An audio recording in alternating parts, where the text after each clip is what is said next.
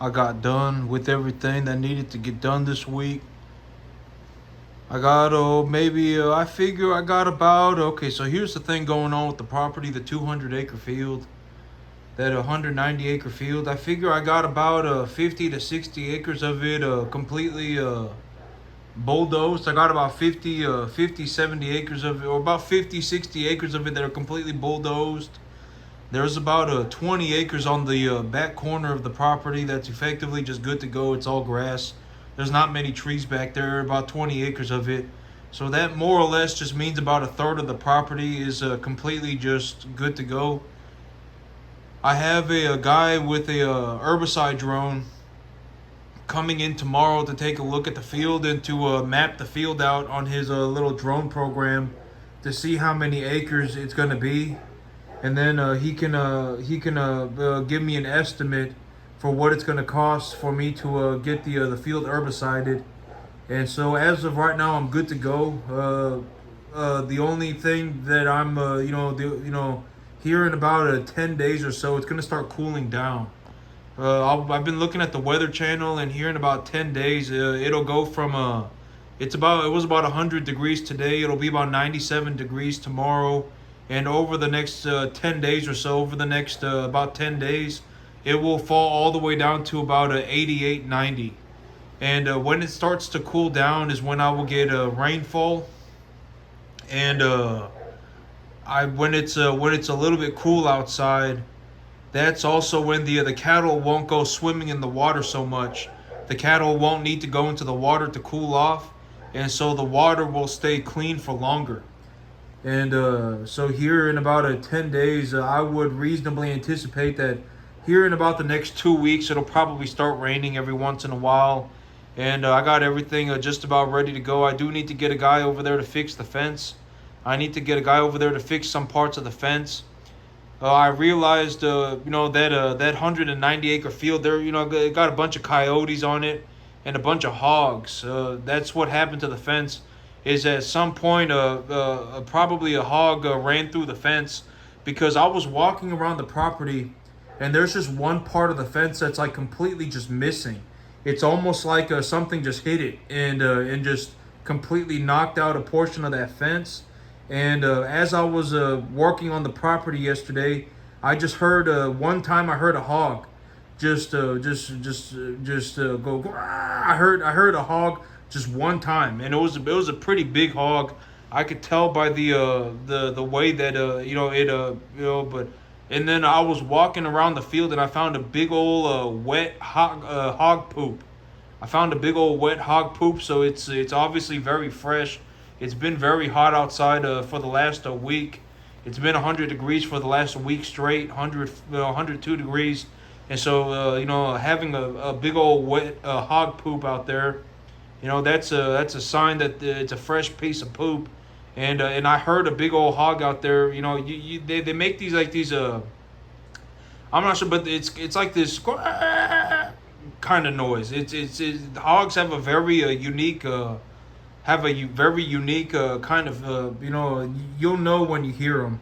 And I heard a big old hog out there. I was out there working on the field, and I heard a big old hog, and there are also a couple coyotes running around on the field. And so and that's I figured that's what happened to the fence is probably a hog ran straight into it is probably what happened. I mean, it might have been dark outside. Hogs don't have a very good eyesight, and it may have been a big old hog just ran straight into the fence and knocked a part of it down. There's a part of the fence where it's like one panel of the fence is completely missing, and it's like a goat wire. It's a little rectangular goat wire. It's not stranded. It's not a stranded barbed wire, and so it looked like something just ran straight into it real hard and just busted out one panel of it. And I'm pretty certain that it was more than likely a hog that did that. And while I was over to the property, there were also dead hog. There was a dead hog on the side of the road right outside of the property. So somebody had hit a hog, and it was a little baby hog, maybe a little 50-pounder, and it was just laying there on the side of the road. So there are a lot of hogs in the area, and I also got a lot of coyotes in the area too. So that's kind of worrisome. the big problem with the coyotes and the big problem with these dogs is even when the cattle are big, the cattle, they really don't like the dogs, and the dogs will chase them around the field. And if the animal gets very startled, the animal will even run through fences on accident. All right, and the animals will run through fences. The hogs or the coyotes, if they can sneak up on the animals, they'll I've had dogs rip ears off of cattle. They'll rip the ears off of the cattle and eat them, and that's and it's very worrisome. So I'll have to figure out what I'm gonna do with that. Here tomorrow I'll take a look at getting the herbicide on the property squared away. And so yeah, I got coyotes and I got hogs all over that field. And so I gotta fix up the fence. The property does have multiple cross fencings, and so I'm going to fix up all of the fences on the property. The property does have a fence that goes around the entire outer perimeter, and then there's another fence. So imagine like you got a rectangle right here, and this rectangle is fenced off, and then the bigger area looks like that. It looks like that, and that area is entirely fenced off as well. So there's a rectangular area in the center. There's another rectangular area over here. There's another rectangular area on the top, and there's another rectangular area on the left. And the left and the left and the top and the right, they all kind of connect a little bit, and the entire center of the center rectangle is all fenced off as well. And so I'm going to fix up all of the fencing. All right, there's portions of the fence that are just not good all over the property, and I'll fix it all up so that even if the cattle escape the center part of the field, I can they will still be out in a fenced area. All right, and I'll only let the animals out of the center area when I'm over there. If I need the pasture for grazing, I will open up one of the side fences, one of the other areas, so that the cattle can get out there, and then I'll bring them back in at the nighttime, and so that effectively puts two fences between the animals before they can escape. All right, so there will be two fences around the entire property, effectively the entire property except for the bottom side that's facing the road. There's only one fence there, but that fence that's facing the road is a 4-strand barbed wire. So it's a lot of fencing material, and the cattle they're gonna have a very hard time getting through that stuff. They probably won't be able to get through that stuff, and the entire outside of the property is fenced again. So I have two layers of fencing before the animal can truly escape, and so that's very fortunate for me. Doing something like that would cost a significant amount of money. The only thing is that there are a lot of places here and there where the fence is damaged, and so I will go around and I will have somebody fix up the fence for me. But the material for the fence is good. All right, there is material around, and the fencing material is good. So I just need somebody for labor. They're probably not gonna have to pay for anything in terms of material costs to fix up the fence. And as soon as that's done, I would reasonably expect everything to get done within 2 weeks, and that should also be when the weather starts to cool down and I get a lot of rain. I start getting rain, and then I can take my cattle out to the different properties. I got animals. If I need more capital, when I need more capital, I can just liquidate the animals that I have, and I can also reinvest the money. But also the 190 acre field, I do plan on using a pretty intensive herbicide program on that field, and so that herbicide program, I probably won't be able to put any cattle on it. I probably won't be able to put any cattle out there for about a month or two, just because I don't want some of these herbicides, they will require that animals be taken off of the field before the herbicide application. Is when the herbicide application is done, I cannot have any animals on that field for for a set amount of time. And I do plan on using a pretty intensive herbicide program, just because of the extensive. I got so many trees out there. I actually took a picture of the trees, and I will post that picture as the as the preview pic for this video, and you'll get an idea of what the trees look like out there. I mean, the whole property is just absolutely covered in these trees. Absolutely covered. I did manage to bulldoze about 60 acres of it. I got about 50 to 70 acres, 50, 60, 70 acres, something like that, of the property bulldozed in the last 3 or 4 days. But there are still thousands, tens of thousands of these trees all over the property. And so, with everything going on right now, I would realistically anticipate. Well, the whole thing about money, and in terms of the monetary value of everything, is that it honestly, I've hit a point where I'm not even concerned about it. I mean, it's whatever. All right, the money is whatever. I do make a large amount of money. I'm not saying money's whatever. I'm saying I've hit a point with money where it's just I'm legitimately making so much. Like, how do you even spend?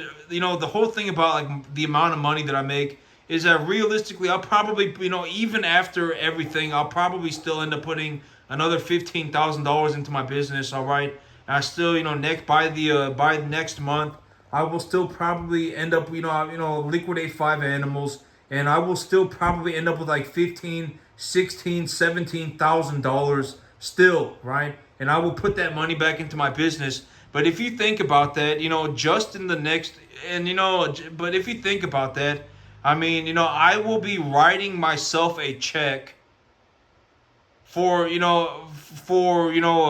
be writing myself a check. I still have about 5 or 6 thousand, left over right now. I'll be writing myself another check next, in 2 weeks for another, probably about 11, 12 grand. I'll still have cattle at home. My whole thing about money is that I pay myself whatever I need.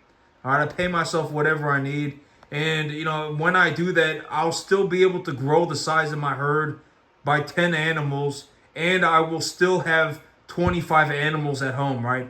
I mean, I'll still have 25 animals at home. I'll grow my balance sheet by 10 animals. And, and it's, if I legitimately need more money, I can just pay myself more money. But, I mean, if you think about that, 25 animals, right, and 10 animals net positive, I mean, even that alone is almost a $15,000, $17,000 net positive, right? I mean, that's almost $17,000 that I'm going into the net positive. And how do you even spend $17,000, right? The only way for me to spend money like this is to legitimately run my business. There's nothing else that I can buy. Like, imagine spending a fraction of the money. Like, if I was only going to spend $5,000 a month, and this is also something, I guess this is an interesting way to look at it. If I was going to spend $5,000 a month, you have to understand that with $5,000 a month, you can effectively buy yourself anything on the entire planet. A lot of people, I don't know, the whole thing about being poor is that, if you're poor, like, the thing about it is that I would hope for your sake, and for whatever, me, I don't care, I don't act like an altruistic person. At the end of the day, if you're poor, you're gonna die poor. Have fun with that. If you turned yourself around, it would be a miracle. And if you turned yourself around, I would be happy for you. All right, but like it just blows my mind. Like, how do you end up in a situation where you're legitimately poor, right? I mean, you're not even, you're not getting anywhere with yourself. If anything, you might even be a net negative, right? I mean, there's a very realistic possibility that your opinion or your idea, you're a kind of a worthless moron and you're legitimately a net negative. There's a possibility that that is happening if you are poor. All right, there's a very realistic possibility that you are just a flat out net negative. You're kind of an idiot. All right, and I would hope that you turned yourself around because that would be fantastic. But at the end of the day, I don't care if you died. All right, I don't. All right, you're poor. You're gonna die poor. Have fun with that. And the whole thing about it, like, it blows my mind because it's like if you're sitting there and you're struggling and you're kind of an idiot and and et cetera, et cetera. The list goes on and on forever. I would think that at some point you would come to the realization that maybe that whatever it is, at the end of the day, if you're effectively an idiot. I would think that you would come to the conclusion, like if you're legitimately in a situation where you're like struggling, you're not, I'm not going to say struggling, because struggling can be a good thing, all right? If you're learning to, if you're pushing yourself to do anything, there will be times when you struggle. If you're in a situation where you're like underwater, like you're legitimately like in a miserable, and I'm not even gonna say miserable, if you're legitimately like failing, like legitimately failing, all right, you're kind of an idiot. All right, you have a bunch of opinions, you have nothing to show for it, a lot of problems, whatever, you're looking for validation and all of these problems, right? At some point, you would think, right? At some point, it blows my mind that it's like you don't even come to the realization that at any point in your life that maybe you should, turn yourself around, right? Like you have never thought about that possibility. You still want validation for your worthless nonsense. You're a net negative, all right? All these problems, all right? And you know, you're gonna, once that has happened, it's effectively permanent, and you're gonna die poor.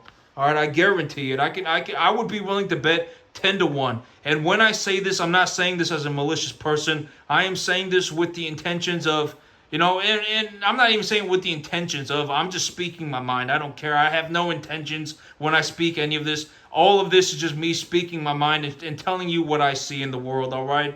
There's a very realistic possibility that if you're poor, you're legitimately poor, like you lose money, that's a sign that you're poor. All right. And it's not even just financials, right? If you have a bunch of opinions and you have nothing to show for it, you're poor. You're a poor character. All right. If you want validation and you're not even, if you want validation and you suck, you're effectively a net negative. That's another sign that you're poor. You don't have to be financially in a bad, but a lot of the times, if you're poor, your financials will also reflect that. All right. And at some point, you would think, like, it blows my mind. And the whole thing about stuff like this is like, here's a very interesting way to look at it. If you find somebody, I can almost guarantee it. If you find somebody, and this is like 70% of these people, if you find somebody and the only thing that they have is a house and a car, which is effectively like 70%, it's probably more than 50%. If the only assets that you have are a house and a car, there is a very realistic possibility that you are going downhill slowly over a long period of time. There are a lot of these people. I mean, I would reasonably think that it is over 70% of the entire U.S. economy in terms of the assets that the individual owns. The only thing that I would anticipate that it's more than 70%. The only thing that you have is a house and a car. In terms of a legitimate, anything like over whatever, $500,000. That's the only thing that you have, is a house and a car. If you're in that situation, you're effectively, I can almost guarantee it, you are going to bankrupt when you're 70. When you're 70 and it's time to retire, you are going to be very concerned about your financial situation. I can almost guarantee it, because that house, you'll have to pay property taxes on it. And a very realistic way to look at the expenses of a house is to think about, you will have to replace every piece of that house. You will effectively have to rebuild the entire house. Well, I mean, granted that not you, but this is just a kind of a thought experiment on understanding the expense of owning a house. Within the next 500 years, within the next 400 years, maybe even the next 250 years, maybe even the next 200 years, or the next 100 years, or the next 150 years, who knows? You will have to rebuild the entire house. Every single square inch of your house will need to effectively be rebuilt. At some point it will happen. You will have to continue to pay property taxes.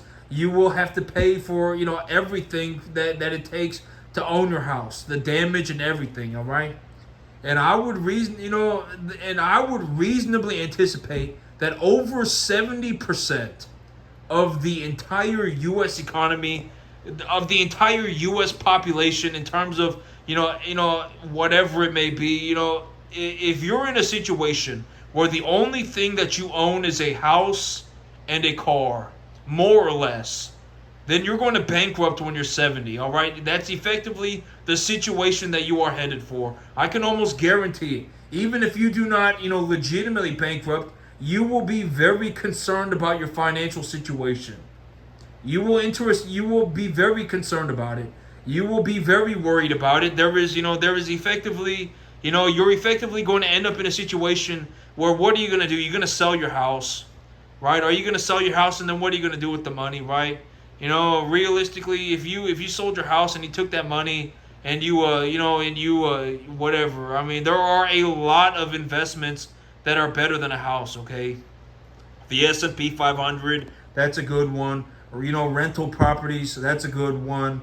There are a lot of investments that are better than a house. All right, there are a lot of investments that are better than a house. Houses in the long run, houses are a negative return on your capital, all right? Houses are a negative return. You will lose money on a house. One day you will have to rebuild every single square inch of that house. That's a very realistic way to look at it, all right? You'll have to continue to pay property taxes on it forever. And if you retire when you're 70 and you don't have any money, right, and you don't have any other money other than your house, if your house is the only money that you have, how in the world are you going to pay yourself anything? How in the world are you going to have any sort of a return on your investment if a house is all that you have, right? What are you going to do? You're going to get a home equity line of credit? Are you going to borrow money against your house, right? I mean, what are you going to do? Sell your house? I mean, it's borderline a worthless asset, all right? The whole thing about me, when I buy a house, the only reason that I would buy a house is because I can make money on the property, all right? Like, oh, well, I bought myself a house, and the reason that I bought myself this house is because I can live on the property, and I can precondition high-risk cattle. I can keep an eye on these cattle, these high-risk cattle, 24/7, right? And I can precondition these animals at about, 3 animals per acre, all right? I can bring home, hundreds of these high-risk cattle, and I can effectively be here 24/7 to look after these animals until they're stabilized. And then once they're stabilized, I can put them out on grass and distribute them out to the different fields, to gain weight for a very low cost, right? That's effectively the only time that I would ever buy a house, is if I can legitimately make money on it, all right? And, a realistic situation for this would be preconditioning high-risk cattle, because high-risk cattle, I effectively need to take a very hard look at them all the time. Multiple times a day, I need to check these animals to make sure that nothing's going wrong, okay? Nothing, they're not having any sort of difficulty. I need to keep a very, very good eye on these animals all the time. And so, but houses, they're not a good investment, all right? And, the whole thing, you don't want to end up in a situation where you're poor, okay? Like if I spoke to somebody and the only thing that you have is a house and a car, if that is all that you have, I guarantee it, I would be willing to bet that you are effectively, you're effectively going to bankrupt when you're 70, all right? And I've already spoken about this. The whole thing about being, the major problem when you become an idiot, the major problem is not that, the thing about it is that when the major problem about becoming a legitimate idiot, all right, you're just in a, you're just effectively an idiot, all right, whatever it may be, you want validation and you're not really good for nothing, you want, whatever, you think your life is a magical journey and that you fell out of heaven to 7. All right, you have nothing to show for it, and and you got a bunch of opinions and all this stuff, right? And the big problem with this is that you will get left behind, all right? Because at the end of the day, like me, I don't even attempt to save people. You have to understand, I'm not the only person that's like this, I guarantee it. Like, if I legitimately run into somebody and it's just like, you're effectively a full-blown idiot, the big problem is that you will get left behind. That's the biggest issue, is getting left behind. All right, it's not going to be like you have, why would I argue with an idiot? Right? I don't effectively even care enough about you to even to attempt to save you. All right, it doesn't matter to me. At the end of the day, I make plenty of money. I make a massive sum of money. I effectively, the whole thing about me and money is that as long as you make enough money, as long as you are, capable enough with money to not worry about money, as long as you have, entered that situation, as long as you are good enough with your financials, as long as you are capable enough with your financials that you don't worry about money, that's all that matters. You don't want to be in a situation where you worry about money. You don't want to be in a situation where, because you're an idiot, you ultimately end up having to worry about money, right? You're kicking your problems down the road. There's a very realistic possibility that when you're 70, you're completely terrified because you have no money. All right, you don't want to be in that situation. All right, kicking the can down the road. A complete moron doofus. When you're 70, you have nothing. You lost money over a long period of time, forever. You never made it to the 10% mark. Congratulations. These are all signs that you're an idiot. And the big problem with becoming an idiot is that you will get left behind, and nobody cares about your opinion. Nobody cares about an opinion at all. Not your opinion. In opinion, nobody cares. At the end of the day, it is what it is, all right? And the thing about me is that I make a drastic sum of money. I make a drastic sum of money. And and the thing about, me and my financials is that I may not make like a massive sum of money in terms of the grand scheme of things. I am looking to improve my income, and I actually believe that I can enter, a situation where I am beginning to become like legitimately wealthy within 3 years. And I have taken a look at all these things, and and I have a realistic idea for becoming wealthy in the next I'm really pushing myself to become financially wealthy in the next 3 years of my life. And with all this, the big problem, and because the thing about it is, like, why would I care? All right, at the end of the day, if it was legitimately just me on a field, and I could fend for myself, I could start myself a multi-million-dollar business, no problem. All right, even if I had nothing, I could just redo everything in 30 seconds. Why would I care? I don't. All right, even if I had nothing, I could redo everything. All right. And when I talk about these things, I'm not being a malicious person about it. I am telling you that the big issue when you become an idiot, the big problem with becoming an idiot, is that you will get left behind. That is the big issue, is that you will get left behind. All right, I'm not going to, like me, I wouldn't argue with an idiot. All right, why would I argue with you? I don't care enough about you to argue with you. All right, I'll leave you for dead. All right, I don't care. I make plenty of money. I do very well for myself. Even if I had nothing, I could redo everything in 30 seconds. If you want to know what it's like to get into the top 0.000000001%, all right, then go and do it. All right, if you don't even make it to the 10% mark, then you should sit there and think about that for a minute. There's no reason why you cannot get to the 10% mark. There's no reason why you can't. All right, if you are born average IQ and you have, and you are not physically disabled, you're not mentally disabled, you're not handicapped physically, you're not like missing a leg and missing an arm. If you are of average IQ, then you have it in yourself to get to the 10% mark. But at the end of the day, if you're going to sit there and not even try, and I fell out of heaven a 7 and my life's a magical journey, I want the results, but I don't want to do any of the work. And I was born to whatever, right? I was God's gift to the earth. If that is you, then you're never gonna make it. All right, you're average. All right, and if you really got to it, you can get to the 10% mark. If you are average, you can get to the 10% mark. And once you get to the 10% mark, money just kind of becomes negligible. Granted that you're not an idiot, because now you can practice for free.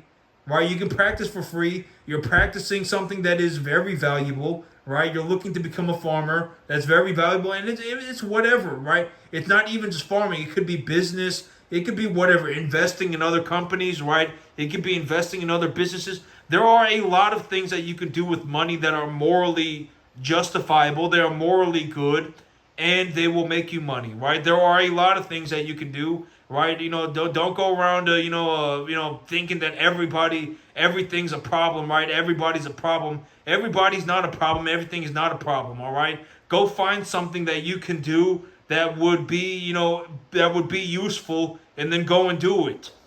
All right, and if it makes you a lot of money, find your peace with God about it, and just stay with it. What does it matter, right? What does it matter? I mean, don't ask for an opinion from some worthless moron. All right, going, and I've even said that the most realistic way to honestly look at this, and the most realistic way to get ahead is to hang around to hang around rich people. Once you understand what rich people do, once you understand what wealthy people do, that's the most realistic possibility for you making it, all right? And at the end of the day, nobody's going to make it for you. You're going to have to go and make it yourself. And if you legitimately want to make it, you're going to have to start putting in effort. And, you should really push yourself to get to a point where, the whole idea of the 10% mark, not using farming as an example, the idea of the 10% mark is that you need to understand that you can fundamentally understand the idea that you can systematically get a return of your, if you put money into something, you can get that money back.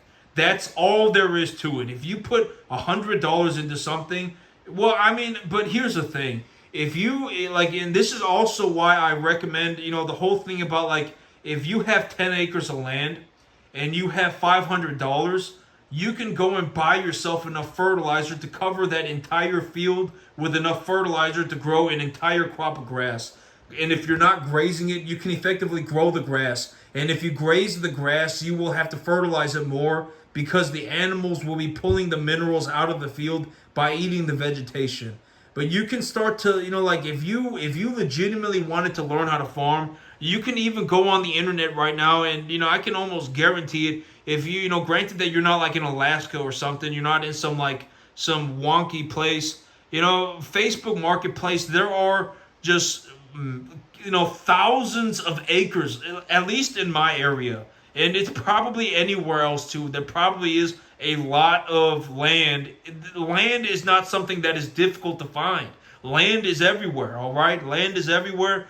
But the whole thing about the cattle business is that if I was not in Central Texas, if I was not here in Central Texas, where I am right now, the cattle business may have been very difficult for me.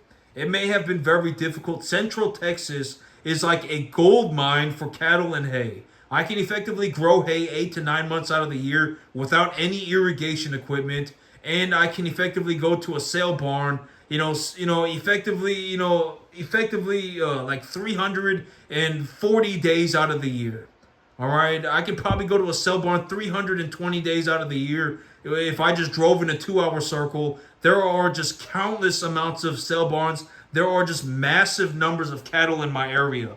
And so I am very fortunate to be in an area where there is such a massive amount of cattle, and and our grass grows here 8 to 9 months out of the year. And the grass grows well enough to where I can actually achieve feed values and biomass accumulation. I can actually achieve enough biomass accumulation, and the biomass that is accumulated will have enough feed values to condition animals to a commercial standard, granted that I do my part, all right? Granted that I do my part in growing the grass and et cetera, all right? And, raising the right type of animal and et cetera, et cetera. Granted that I do that stuff, I can actually just run cattle out here. And, but on Facebook Marketplace, there are thousands of acres of land, just lease properties all the time, all right? Facebook Marketplace, that's where I find my land leases.